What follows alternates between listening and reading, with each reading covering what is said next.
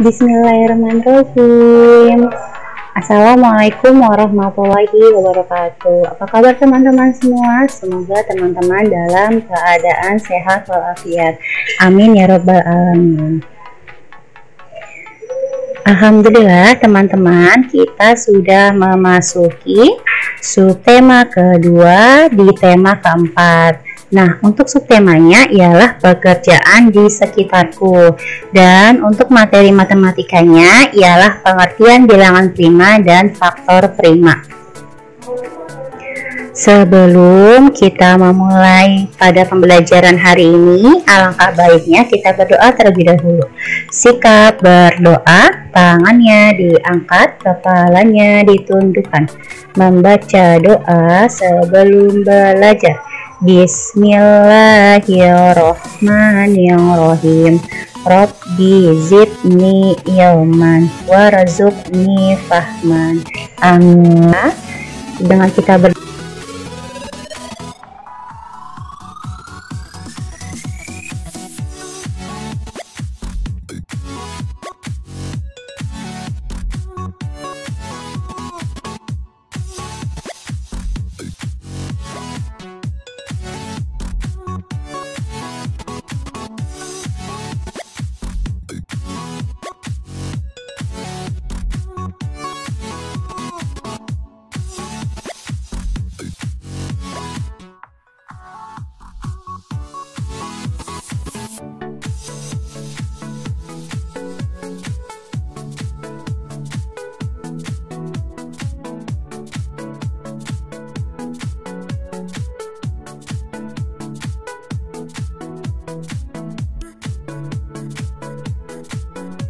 pekerjaan di sekitarku. Manfaat dari bekerja adalah keuntungan untuk melakukan pekerjaan yang akan dirasakan oleh diri sendiri dan orang lain. Setiap pekerjaan akan menghasilkan barang atau jasa. Dalam suatu pekerjaan, terdapat pekerjaan yang modern dan terdapat juga pekerjaan yang tradisional. Apa sih modern dan tradisional? Modern adalah hal yang terbaru dan tradisional adalah hal yang sudah dilakukan secara turun-temurun. Nah, teman-teman boleh bandingkan dari informasi pada gambar di sampingnya. Di sana ada dua informasi, ada pasar dan nelayan. Di bagian pasar ada dua informasi, yaitu ada pasar tradisional dan ada pasar modern. Apa sih perbedaan pada pasar tradisional dan pasar modern? Di pasar tradisional kita bisa lihat bersama jika kondisi transaksi jual beli dilakukan oleh pedagang secara langsung. Nah, kita juga bisa melakukan transaksi jual beli dan bisa melakukan penawaran harga pada barang yang ingin kita beli. Sedangkan di pasar modern atau yang kita kenal dengan supermarket, teman-teman sudah melihat harga pada setiap barang sehingga kita membayar sesuai dengan barang yang ingin kita beli. Lalu ada nelayan tradisional dan nelayan modern. Apa sih perbedaan pada nelayan tradisional dan nelayan modern? Di nelayan tradisional biasanya para pekerjanya masih menggunakan alat tradisional seperti jaring. Sedangkan di nelayan modern sama-sama menggunakan jaring, hanya saja alat bantunya mereka sudah menggunakan mesin untuk mengangkat ikan-ikan yang sudah berada di jaring si nelayannya. Nah, itu perbedaan antara pekerjaan yang modern dan pekerjaan yang tradisional. Lalu di sini teman-teman bisa lihat pekerjaan mana saja sih yang menghasilkan barang serta jasa. Pekerjaan yang menghasilkan jasa merupakan suatu kegiatan pekerjaan yang bertujuan untuk melayani dan membantu masyarakat dengan wujud tidak nyata. Lalu kalau pekerjaan yang menghasilkan barang adalah suatu pekerjaan yang menghasilkan sesuatu yang berwujud. Artinya apa? Di sini pekerjaan yang menghasilkan barang adalah pekerjaan yang bisa menghasilkan suatu produk atau produk yang bisa kita jual nantinya. Sedangkan pekerjaan yang menghasilkan jasa adalah pekerjaan yang dimana orang tersebut menawarkan kebisaannya atau jasanya dalam membantu orang sekitar. Di sini teman-teman bisa lihat pekerjaan yang menghasilkan barang, ada pengrajin, ada petani, ada nelayan, ada penjahit, ada pedagang makanan, dan ada karyawan pabrik. Lalu pekerjaan yang menghasilkan jasa, di sana ada supir, ada mekanik, ada tukang servis, ada salon, ada guru, serta dokter. Alhamdulillah, Ustazah sudah menjelaskan berkaitan dengan tema dan subtemanya. Nah, saat ini Ustazah sudah menampilkan lagu di tema 4 subtema kedua, yaitu yang berjudul Semua Profesi Baik Adanya. Yuk kita nyanyikan bersama-sama dalam hitungan ketiga. 1, 2, 3. Pilot mengendarai pesawat, dokter memeriksa pasiennya, satpam menjaga keamanan, koki membuat kue. Pilot mengendarai pesawat, dokter memeriksa pasiennya, satpam menjaga keamanan, koki membuat kue. Banyak alasan orang bekerja, semua profesi baik adanya, mencari nafkah, amalkan ilmu, atau memperkaya pengalaman. Alhamdulillah teman-teman, kita sudah menyanyikan lagu tema bersama. Terima kasih bagi teman-teman yang sudah mengikuti lagu temanya. Setelah Ustazah menginformasikan berkaitan dengan temanya, Ustazah akan menginformasikan berkaitan dengan materi matematikanya. Materi matematikanya ialah pengertian bilangan prima dan faktor prima. Nah teman-teman, Ustazah akan menginformasikan berkaitan dengan bilangan prima. Apa sih bilangan prima itu? Nah teman-teman boleh lihat gambar yang ada di bawah ini atau kotak yang berada di bawah ini. Di sana ada bilangan 2, 3, 5, 7, 11, 13, 17, 19, 23, 29, 31, 37, 41, 43, 47, 53, 53, 59, 61, 67, 71, 73, 79, 83, 91, dan yang terakhir adalah 97. Nah, dari bilangan-bilangan ini adalah bilangan prima teman-teman. Nah, di sini coba kita lihat informasi tulisan pada kolom yang ada di sampingnya. Di situ ada lambang bilangan 2, faktor dari bilangan 2. Apa saja faktor dari bilangan 2? Bisa kita bagi dengan angka berapa saja 2 ini? Bisa kita bagi dengan angka 1 dan angka 2. Nah, contoh yang lain di bawahnya ada faktor dari 3. Nah, faktor dari 3 ini bisa kita bagi dengan angka berapa saja teman-teman? Bisa kita bagi dengan angka 1 dan angka 3, betul. Lalu yang terakhir ada faktor dari bilangan 5. Bisa kita bagi dengan angka berapa 5 ini? Bisa kita bagi dengan angka 1 dan angka 5. Nah, dari informasi yang ada di video ini, bilangan-bilangan tersebut hanya habis dibagi 1 dan bilangan itu sendiri. Nah, teman-teman boleh lihat di sini, ketika faktornya 2, maka dia hanya bisa dibagi dengan angka 1 dan 2. Sama seperti dengan contoh pada faktor 3 dan 5. Mereka hanya bisa dibagi dengan angka 1 dan angka itu sendiri teman-teman. Maka bilangan tersebut adalah bilangan prima. Nah, Ustazah jelaskan kembali, bilangan prima adalah bilangan yang hanya mempunyai 2 faktor, yaitu bilangan 1 dan bilangan itu sendiri. Nah, itu adalah termasuk ke dalam informasi berkaitan dengan bilangan prima. Nah, di sini Ustazah akan menginformasikan berkaitan dengan faktorisasi prima. Apa itu faktorisasi prima? Faktorisasi prima adalah menyatakan bilangan dalam bentuk perkalian bilangan-bilangan prima. Lalu langkah-langkah apa saja yang harus kita lakukan untuk menentukan sebuah faktorisasi prima pada suatu bilangan? Yang pertama ialah bagilah bilangan dengan bilangan prima terkecil. Tadi bilangan prima yang terkecilnya ada berapa? Angkanya ada 2, betul. Lalu langkah yang kedua adalah ulangi langkah pertama. Berarti kita lihat pada langkah yang pertama.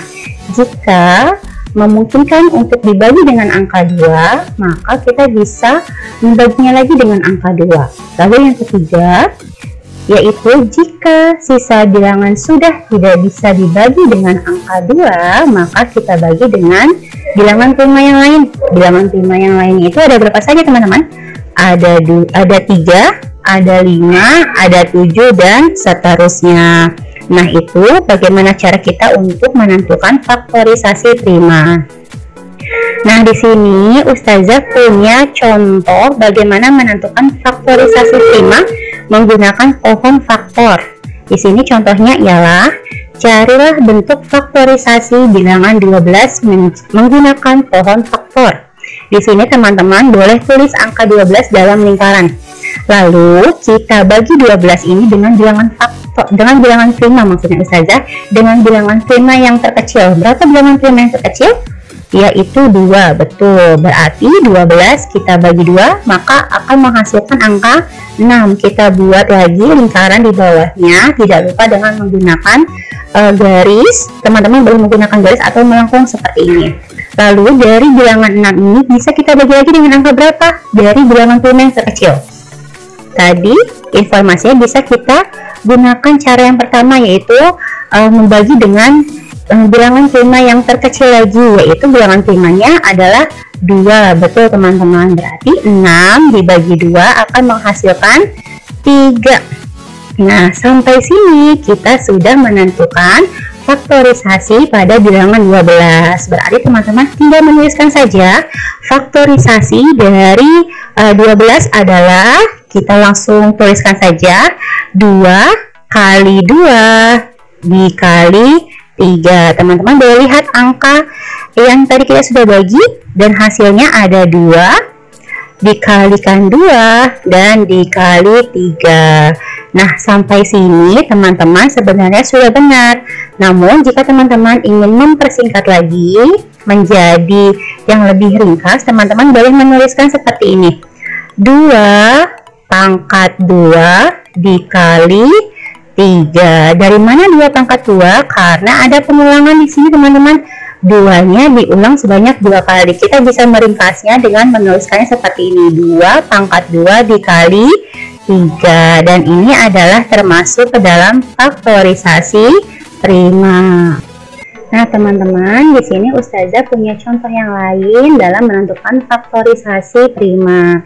Yuk kita kerjakan bersama. Ada contoh soalnya, yaitu carilah bentuk faktorisasi bilangan 18 menggunakan pohon faktor. Tadi caranya sama teman-teman, kita tuliskan dulu lambang bilangannya, yaitu 18 dalam lingkaran.